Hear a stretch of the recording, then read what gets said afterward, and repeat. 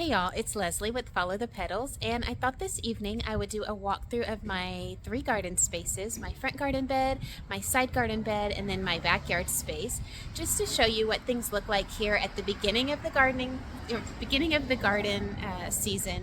season, before things really kick off. So I'll flip you around and show you what things look like here at the beginning of March in Zone 9B, South Texas, where I garden.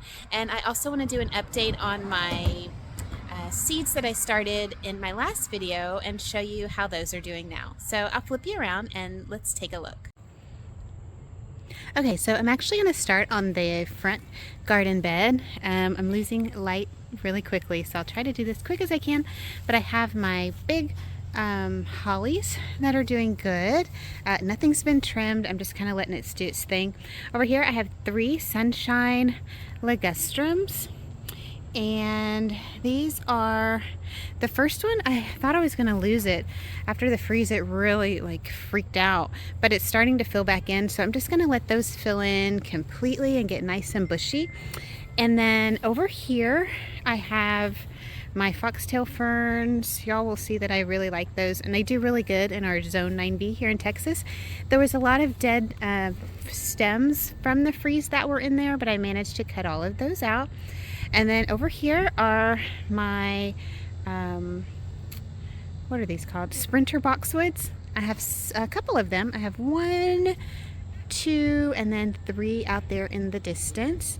And then in the center I have a Chinese snowball bush, which has been here for, this is I think the 2nd year, I think, so not super long. And then in the center I had a loropetalum that I lost, and my plan on that is to replace it with a Japanese maple that I'm hoping to get in there real soon. And then over here, these are doing awesome. These are green tower boxwoods, and they are supposed to get about 9 feet tall. And so right now these are, I want to say maybe 5 feet tall, not sure. This one here I put in, I want to say last year, maybe 2 years though. So you can see the difference in the height, but I'm really excited with how those are doing. Okay, so that's the front bed, and what I'm going to do actually is walk over to the side bed and show you how that's coming along. So over here you'll see my side bed. Not a ton going on quite yet, but planning to change that. I have 3 asparagus ferns that are around this meter here, and then down here I have the lemon coral sedum that we see a lot from that I got from Home Depot. I think it was Proven Winners. I had a bunch of it, but the rest of it died, and so this is what we have right now. And I think while I'm down here, I'm gonna just grab that weed. It's like a obsession.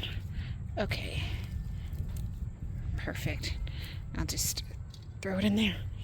Okay, and then back over here I have another Chinese snowball bush, and that is getting pretty big.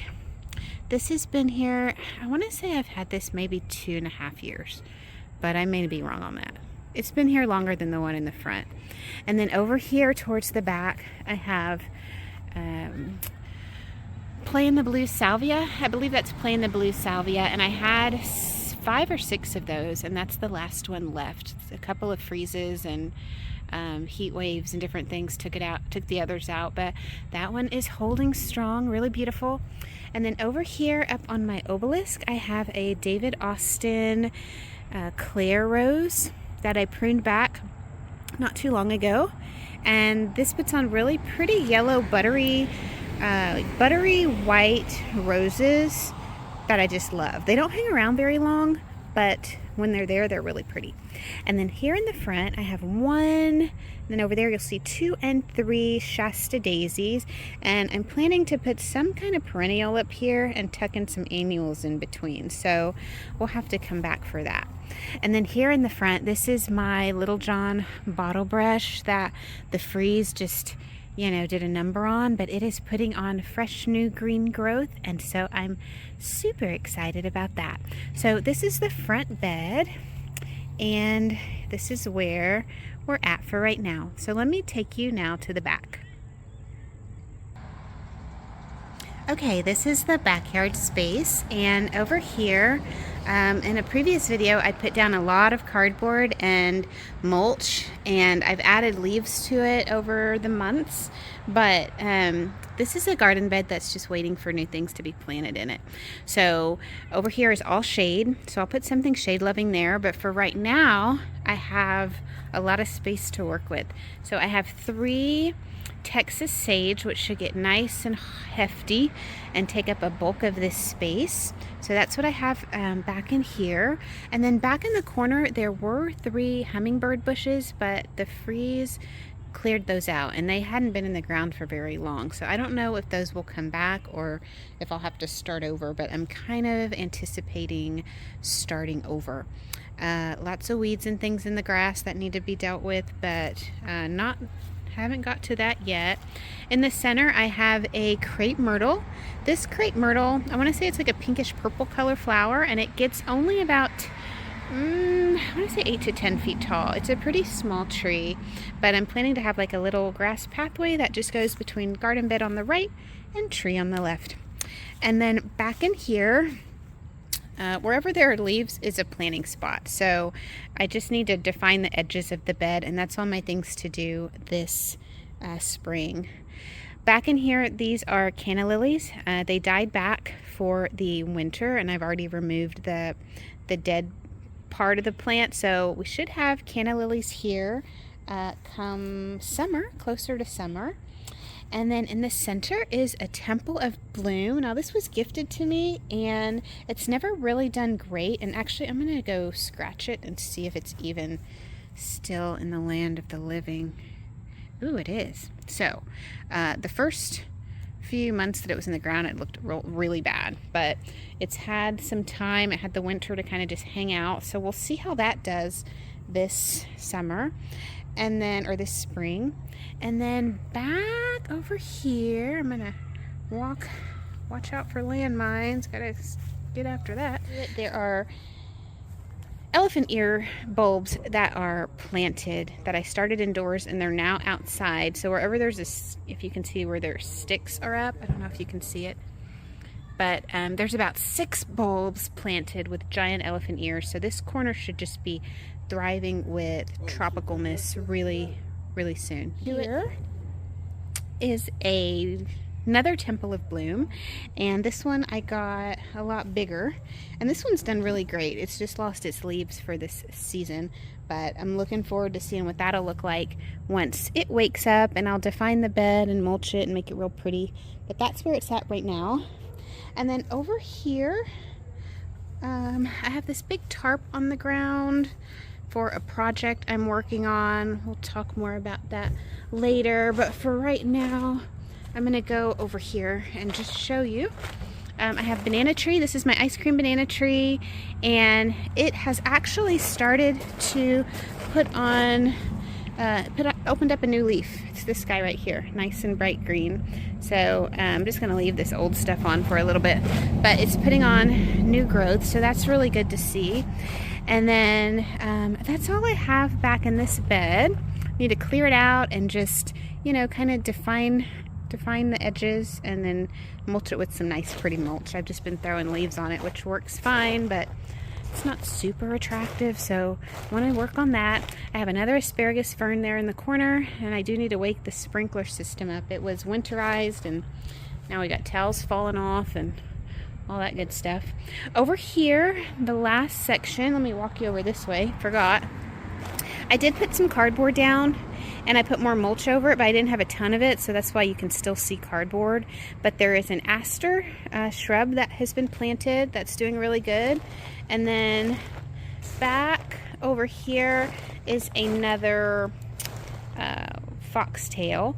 And then here, I'm in the process of hanging some hanging troughs so that I can put, I think I'm going to put, I'm going to put herbs in it. So I think I'm going to do herbs and hanging planters. So if you guys want to see what that looks like, I'll show you once I get that up. But that's in process. And then over here, this last little section. I have cardboard down, I have leaves down, but it needs some defining. So that's on my to-do list. I have an asparagus fern yet again, and then here is my pride and joy. This is my goji berry, and it's on a mushroom trellis, if you can see that. Yeah, it's on a mushroom trellis, and it's doing really good.